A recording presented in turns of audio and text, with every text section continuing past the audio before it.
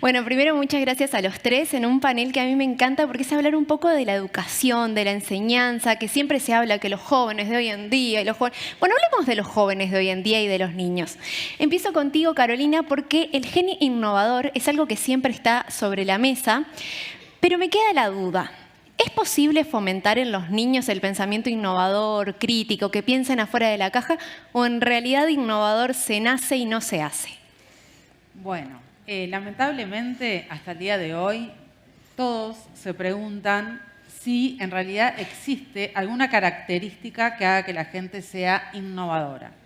Y para hablar de innovación, primero vamos a separar dos conceptos. Okay. Una cosa es ser creativo. El creativo tiene ideas, el innovador las ideas las lleva adelante. Esa es la gran diferencia. Las ejecuta. Las ejecuta, bien. Exacto.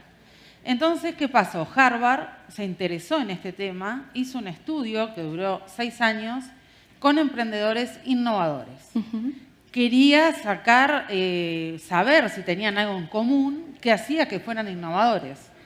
Y bueno, y ellos definieron 5 habilidades como las habilidades necesarias para ser innovador, que es asociar, cuestionar, observar, experimentar y relacionarse.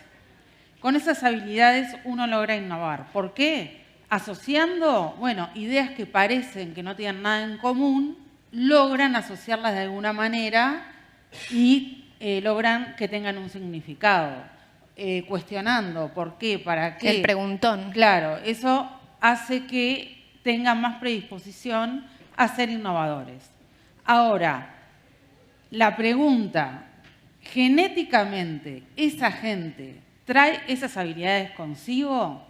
Solo 1/3 de esas habilidades se traen de manera genética. Desde la cuna. Desde la cuna. 2/3, al que le interese ser innovador, las tiene que practicar y aprender. O sea que, quédense tranquilos, podemos ser innovadores. Todos podemos ser innovadores. La cuestión es querer. Y en los niños, fomentarlo es tan fácil, porque como ellos tienen la mente en blanco, no tienen condicionantes y están abiertos a aprender. Están con ganas todavía. Claro, todo les da curiosidad, están abiertos a todo. El tema es el adulto que tengan enfrente. El adulto que tiene enfrente, ¿les permite equivocarse o castiga el error? El adulto que está enfrente, ¿les permite preguntar o le molesta que pregunten? Esos alumnos que dicen, pero este nene no para de preguntar. Y bueno, porque tienen necesidades de saber otras cosas, porque es un niño que está ávido de aprendizaje. Entonces, si nosotros esas cosas, en lugar de frenarlas, las estimulamos, lo que logramos es que desde chiquitos tengan esa capacidad de ser creativos y de animarse a hacer. Eso es lo más importante, que ellos puedan compartir las experiencias y las cosas que van viendo con sus compañeros, que puedan, si hablamos de más grandes, experimentar con distintas metodologías y recursos. Bien. Que forman parte, ya te digo, para mí ahí tiene mucho que ver, no solo la institución, sino los padres. ¿Cómo tenemos a nuestros hijos en casa? ¿Frente a una pantalla o los exponemos a distintos ámbitos donde ellos puedan ver diferentes realidades y de ahí sí generar conocimientos, ideas, preguntas, propuestas? Claro, los estímulos que los rodean. Exactamente. Creo que hoy lo que falta es mucha estimulación. Bien. Los padres se creen que en la pantalla ellos investigan y lo único que hacen es mirar o socializar. No saben el uso estratégico de las redes sociales en lo más mínimo.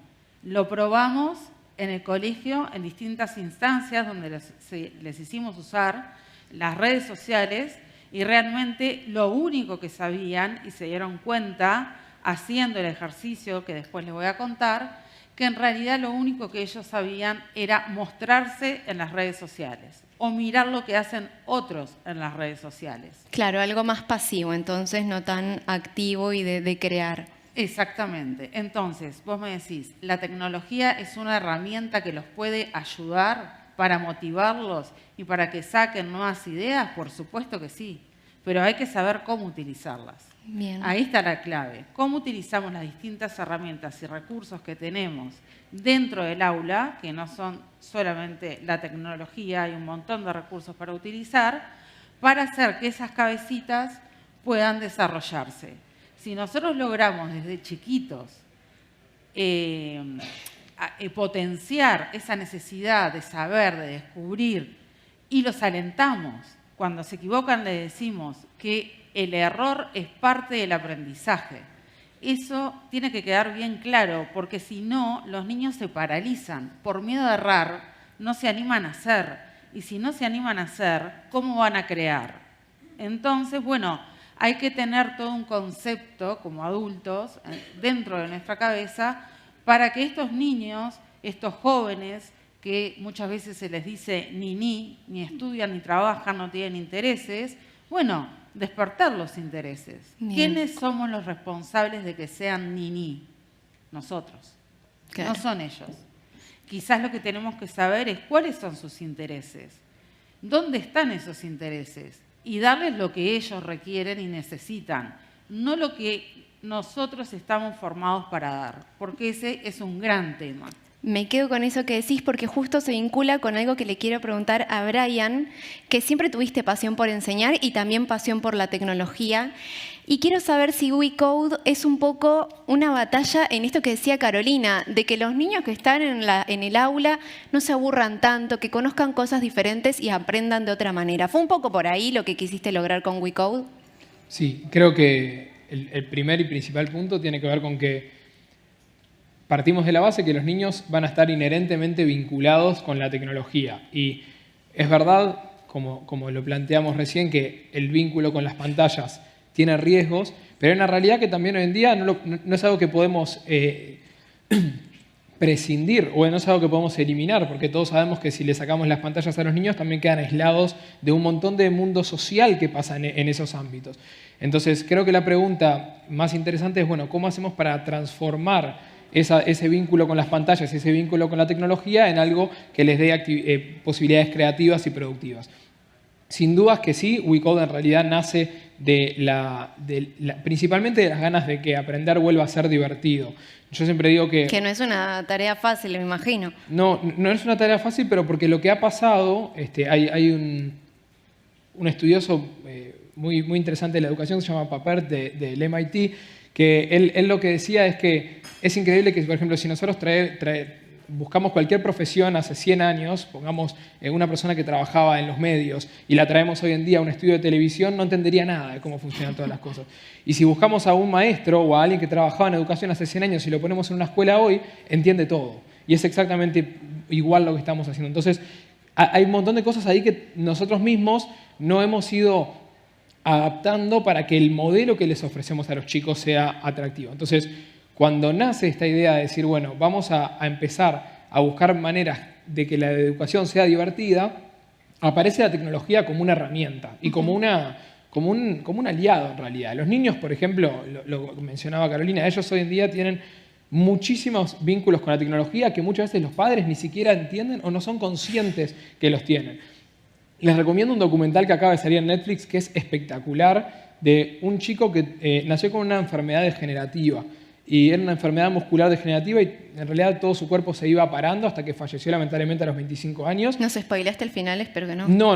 Ah, Igual no es es una hermosa historia porque el chico fallece y los padres estaban muy tristes de que toda la vida él no había logrado tener relaciones y vínculos cercanos con gente, porque claro, lo veían que todo lo que hacía era vincularse con su computadora y con los videojuegos porque era lo que podía hacer por sus condiciones físicas.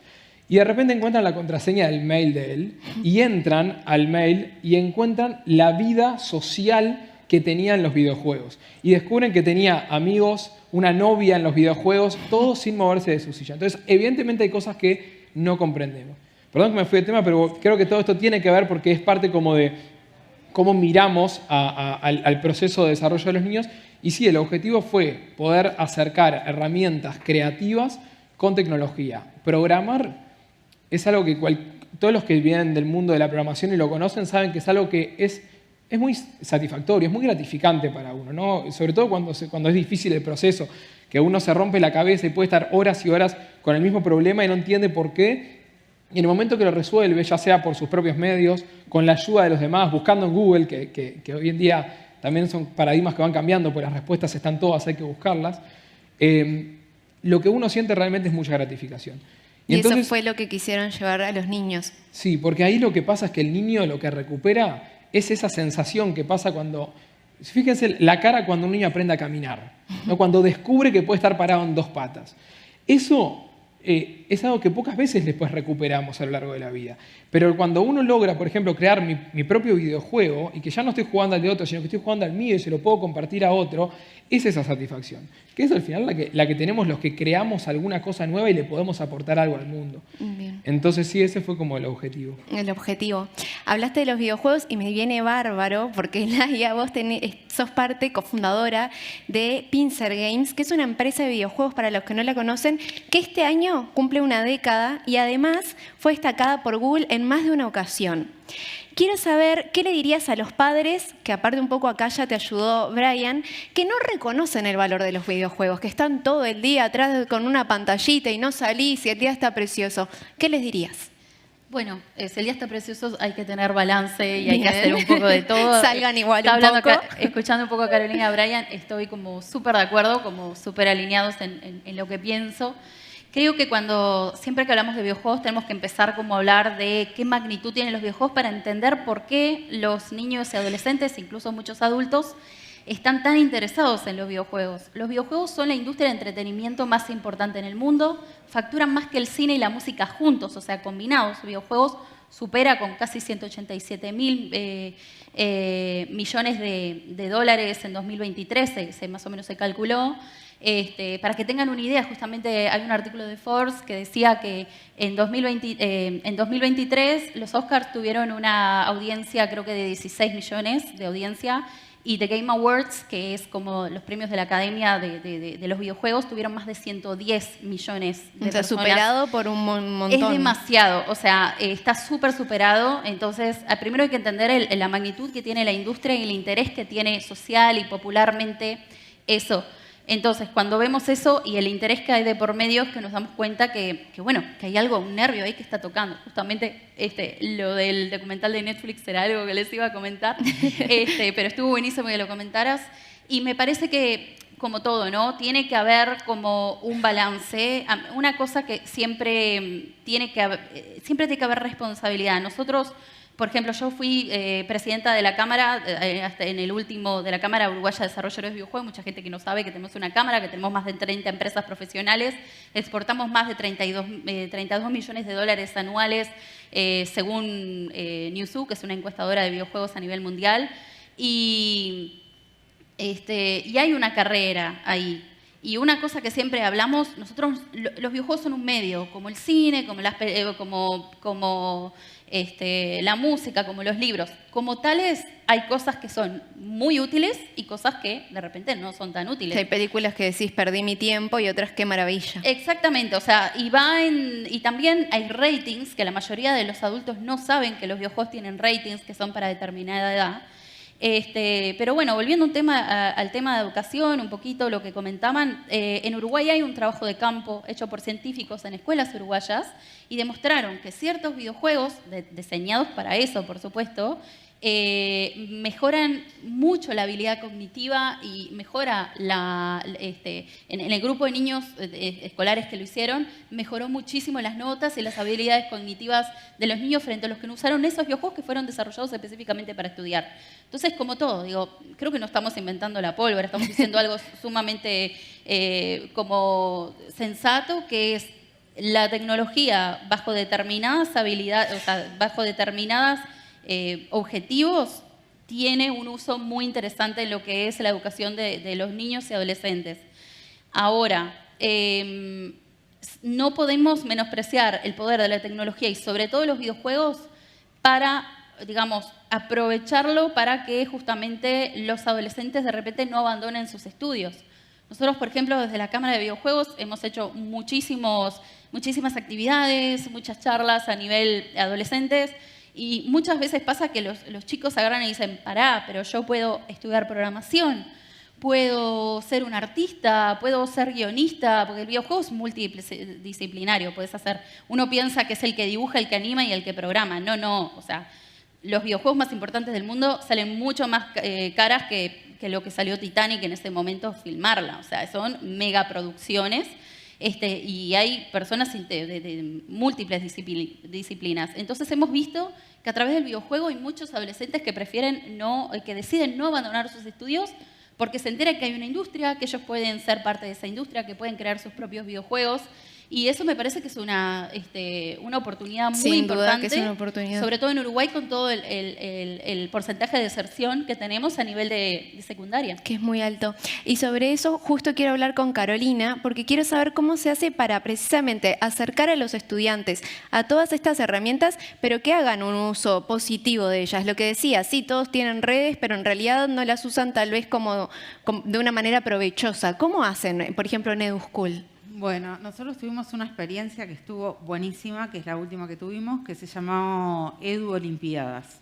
Lo que hacíamos ahí, cuando uno piensa Olimpiadas, piensa en deportes, pero no, tenía varios segmentos. Uno era hacer una estrategia de comunicación a través de las redes sociales, otro era la parte de deportes, después tenían ping-pong de preguntas y respuestas, bueno, integraba todas las áreas.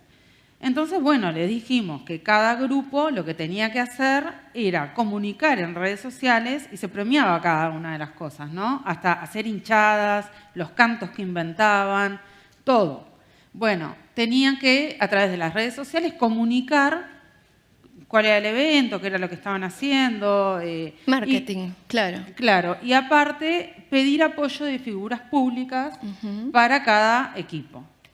Bueno, bárbaros, se fueron todos contentos, felices. La verdad consiguieron que todas las figuras públicas del país los apoyaran. Les hicieron un videíto, apoyamos al equipo rojo, al azul, al verde, todos, hasta el presidente de la República. Aunque les parezca increíble, quiere decir que lo tomaron muy en serio y el trabajo que hicieron fue espectacular. Ahora, de repente me pongo a mirar, porque yo seguía todos los grupos, y empiezan a subir. Al presidente de la República, yo apoyo al grupo rojo, a periodistas, yo apoyo al verde, al azul, al amarillo. Y yo decía, no entendieron nada. Que la gente que va a entender... Al presidente hablando, claro, el presidente de un equipo, hablando diciendo, un yo color. apoyo al grupo azul de EduSchool. ¿En qué contexto? ¿Para qué? Entonces, bueno, nos reunimos y les dije, yo sabía que iba a pasar eso.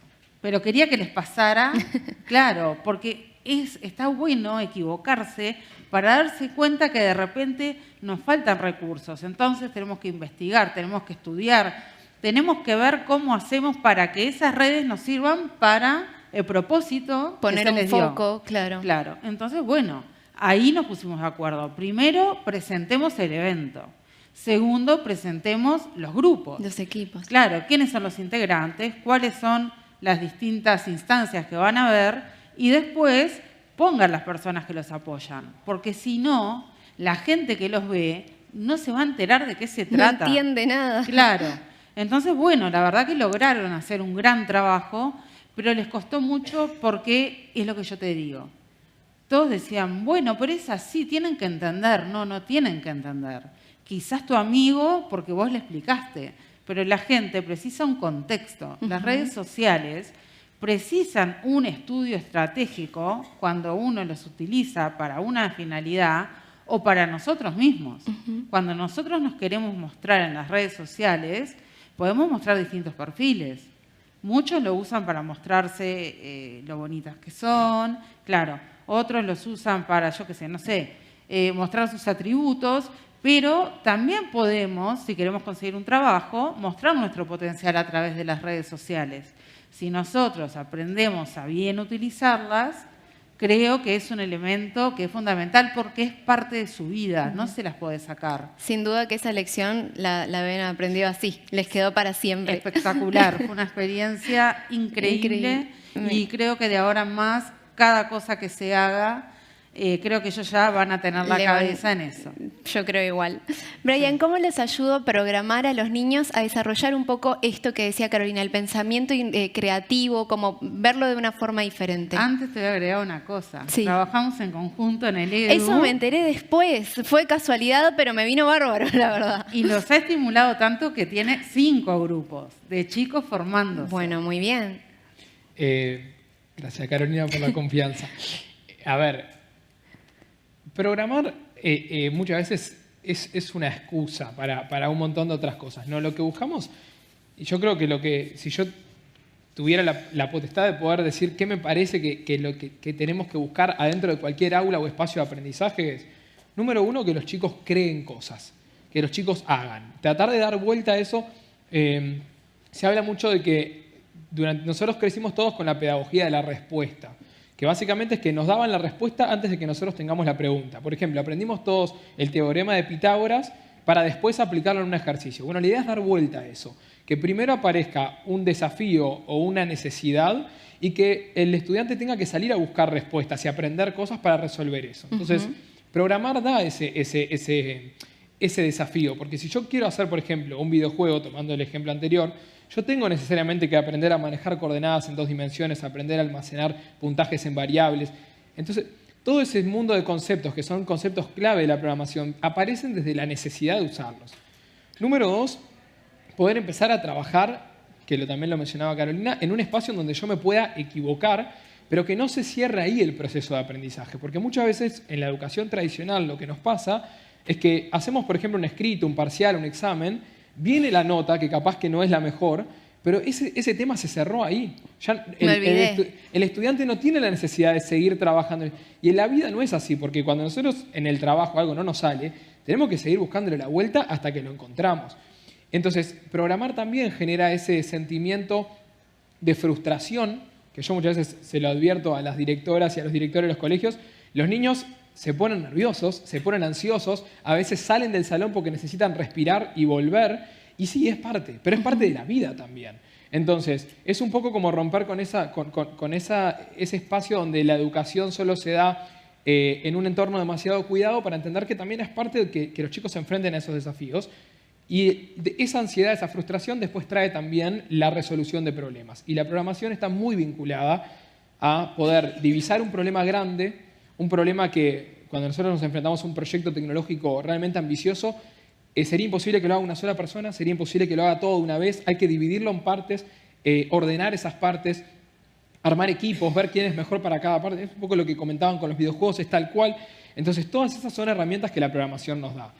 Además, y para cerrar, yo creo que quienes aprendan a trabajar con la tecnología hoy en día van a tener una clara ventaja en el mercado laboral. Tienen medio camino el día de hecho, mañana. claro. Porque yo lo que siempre digo es, no les enseñamos programación a los niños para que sean necesariamente ingenieros.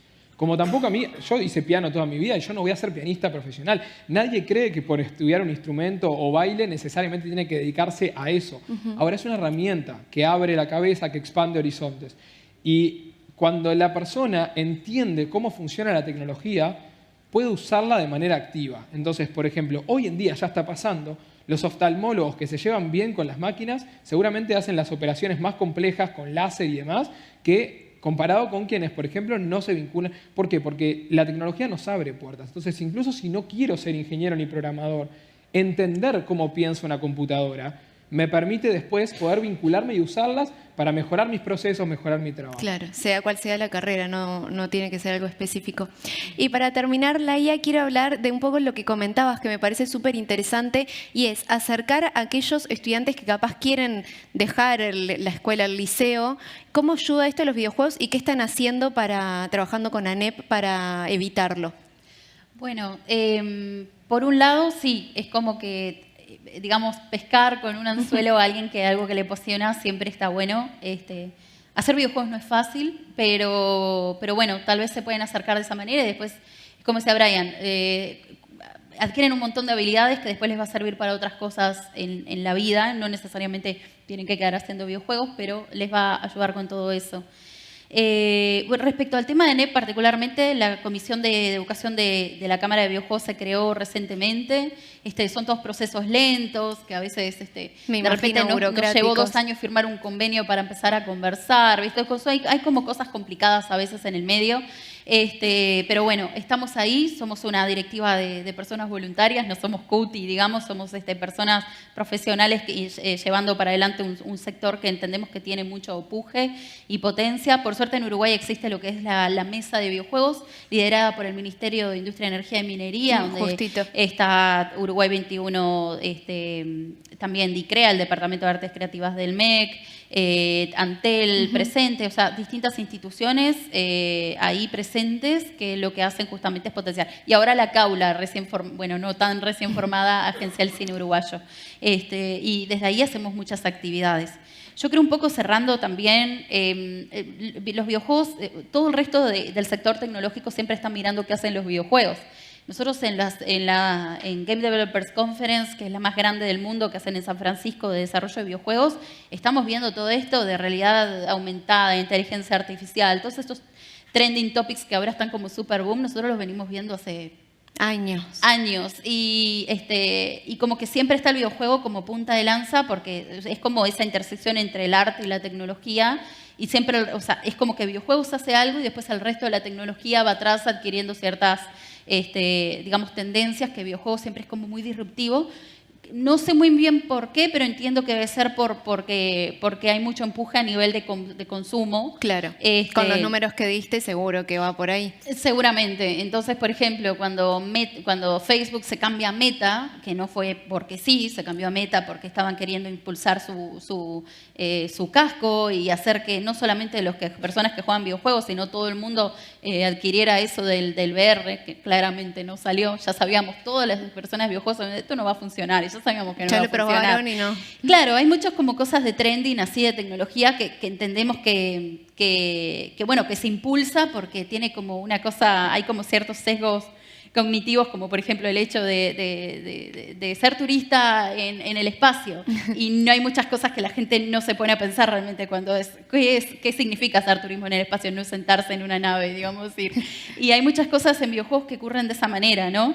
Entonces, tanto con inteligencia artificial, por ejemplo, metaverso, se habló mucho el año pasado de metaverso, era como el boom. El metaverso, para las personas justamente, más metaverso que una persona paralizada de cuerpo, que tiene una vida ya paralela, ya no te puedo explicar, o sea, directamente el metaverso, hay videojuegos que tienen desde los años 70 sistemas de multijugador online masivo, que se está experimentando un mundo alternativo, amistades, habilidades, un montón de cosas ahí de por medio. Entonces, bueno, nada, como un poco cerrando, me parece que un poco de cara a la innovación y todo eso, ver en qué está el videojuego, siempre me parece que es algo que está bueno como para ver a nivel de tendencia, también para dónde se va y qué tipo de, digamos, de inspiración se puede tomar para el resto de las industrias también, entre ellas la educación. Bien, y para terminar, te tienen que darnos el nombre del documental, que no nos lo podemos perder. Creo que es La increíble vida de y el nombre del chico. Creo que es Bueno, ponen La increíble vida y ya les va a salir, es el alias seguro. que tenía él en la vida de digital, digamos. Si tienen ganas de llorar, se sientan y lo miran. Es tremendo. Complicado, entonces. Bueno, muchas gracias a los tres. Hasta luego.